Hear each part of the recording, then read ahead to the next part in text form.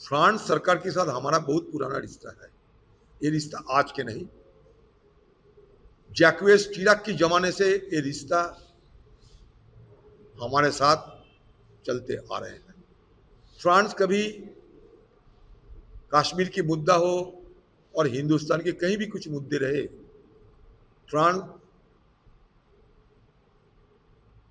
एक non western अर्थात जो पश्चिमी देश के अलावा अगर किसी देश के साथ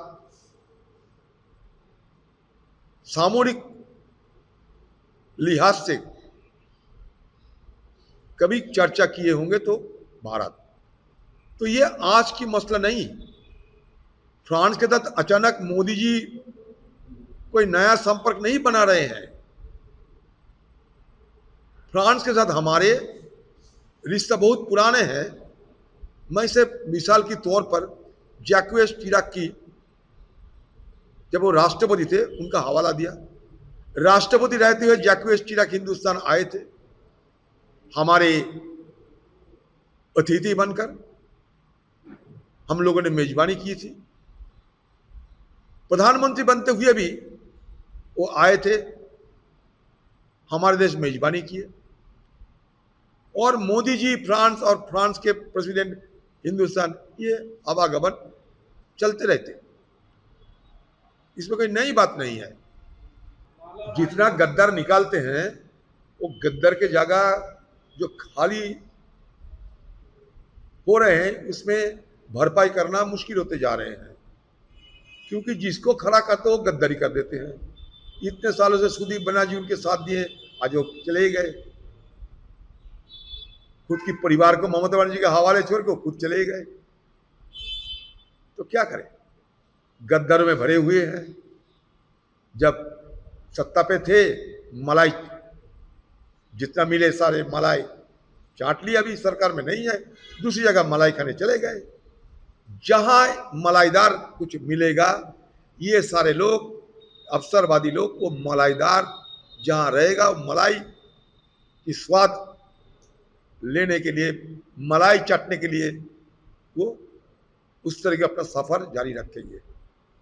नुकसान नहीं होगा, अन नहीं। हाँ, ये सूदी बंदोबस्त डरे हुए व्यक्ति है, बड़े वो डरपोक आदमी है। एक बार जेल में हिरासत में लिए थे ना, जेल में कुछ सालों के लिए सरे थे। वो जानते हैं कि इधर उधर करेंगे तो फिर जेल के अंदर करवा देंगे, तो चलो भाई बीजेपी के पाले में, बीजेपी के बेड़े में शामिल हो जाओ, अमित शाह को थोड़ा मैनेज कर लो और पंसी मजे में चलते रहे। घर का लक्ष्मी घर में रह गए, मैं पंसी लेकर मोदी जी के हवाले चले गए। हाँ, तो पूछबाक ऐसा तो आसान चीज नहीं है। मैं तो सालों से यही कहते आ रहे हैं, दोनों देशों के बीच कोई करार रहना चाहिए, कोई समझौता रहना चाहिए कि भाई ऐसा ऐसा करना है हमें, आप मदद करो। बांग्लादेशी हम किसी को कह दे, इसका मतलब ये नहीं कि बांग्लादेश के, तो क्या करें। ये चुनावी एक मुद्दा बन गए, सियासत की मुद्दा बन गए, असलियत में जो थे वही रह गए। नया कुछ क्या हुआ बताइए, नया हुआ क्या? कुछ नहीं हुआ। बांग्लादेश की सरकार से समझौता करने के बाद ये सारे हो सकता, कितने सारे हजारों में है कि लाखों में तादाद में है कि करोड़ों में तादाद के बांग्लादेशी यहाँ है या नहीं, ये आज की सरकार को ये जानकारी देना चाहिए। हमें तो उतना ज़्यादा जानकारी नहीं है, लेकिन केंद्र सरकार की जरूर ये आंकड़े उनके पास रहेंगे, वो हमें साझा करें तब पता चलेगी। चलो,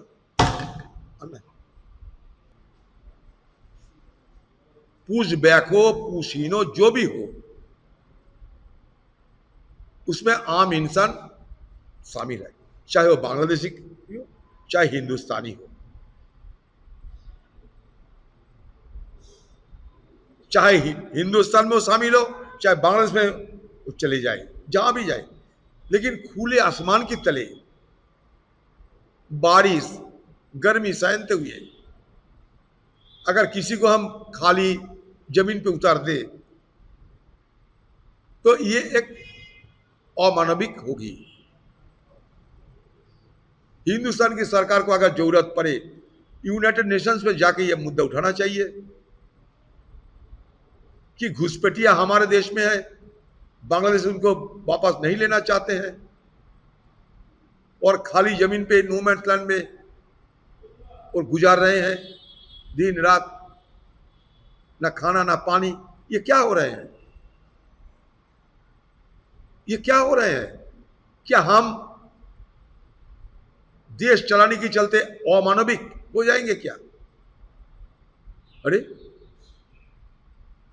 अरे अजमल कसाब को भी हम खिला के पिला के जिंदा रखे थे। और अब ये पुशबैक करते समय बांग्लादेश की सरकार के साथ चर्चा करते हुए, समझौता करते हुए, जानकारी देते हुए क्यों नहीं करते? दोनों देशों के बीच क्यों नहीं समझौता हो रहे हैं? आप कोशिश की है? हम नहीं चाहते कि बांग्लादेशी घुसपैठिया हिंदुस्तान में रहे, लेकिन घुसपैठिया की नाम को हवाला देते हुए या तो आप यहां होल्डिंग सेंटर पर रखिए, नहीं तो बांग्लादेश में भेजिए।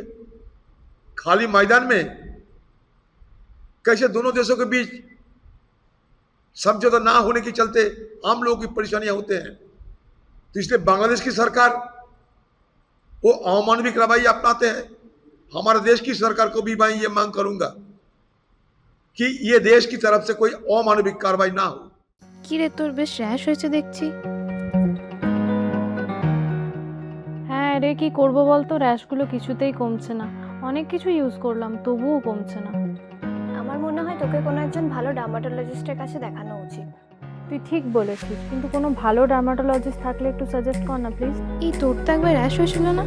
তুই কোথায় দেখিয়েছিলিস?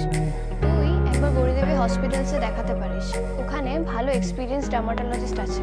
আমারও সেম প্রবলেম হয়েছিল, এখন ওখানে ট্রিটমেন্ট নিয়ে আমি এখন ঠিক আছি।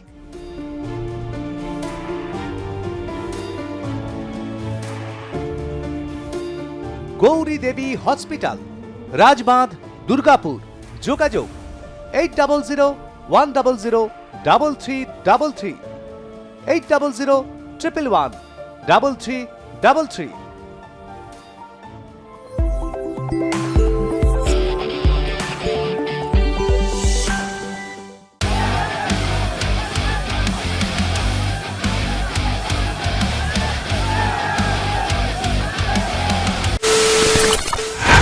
খবরের নামে প্রতিদিন সন্ধে আপনার ড্রয়িং রুমে কি শুধুই চিৎকার চেঁচামেচি এ আসে?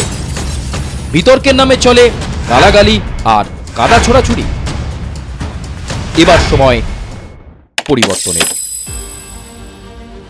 কারণ আমরা কান ফাটানো চিৎকারে বিশ্বাস করি না।